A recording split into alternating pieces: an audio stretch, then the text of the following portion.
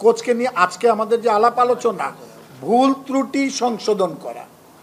As a ম্যানেজারের যদি কোনো ভুল ত্রুটি হয়ে থাকে তাকে আমরা বলেছি এইভাবে কিছু, সবার সাজেশন ছিল।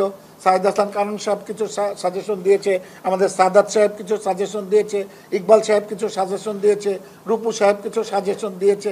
এই সাজেশনের উপরে ভিত্তি করে আমরা কিভাবে সামনের দিকে এগিয়ে যেতে পারি সেই দিকে আমরা ওই পথেই আমরা হাঁটছি। না, কোনো জবাবদিহিতার আনার এখানে কোনো নাই। এখানে আমাদের যে ভুল ভ্রান্তি, ভুল ত্রুটিগুলি, সেই ভুল ত্রুটিগুলি সংশোধন করা, নাথিং এলস।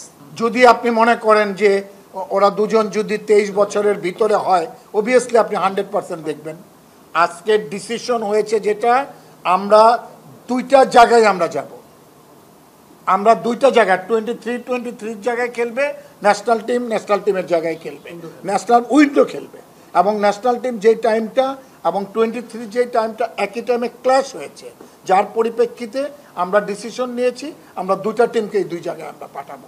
এবং সেই ক্ষেত্রে আমরা পাঠাবোই না, শুধু প্রয়োজনের পরিপ্রেক্ষিতে আমরা 3 দিন 4 দিন আগে পাঠাবো।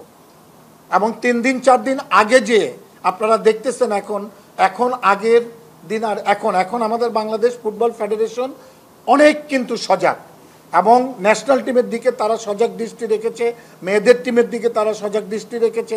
কিভাবে দেশের মানুষ ফুটবলকে এখন ভালোবাসতেছে, ফুটবলের দিকে মুখ ফিরে এনেছে, আমরা এই দিকে এগিয়ে যাচ্ছি।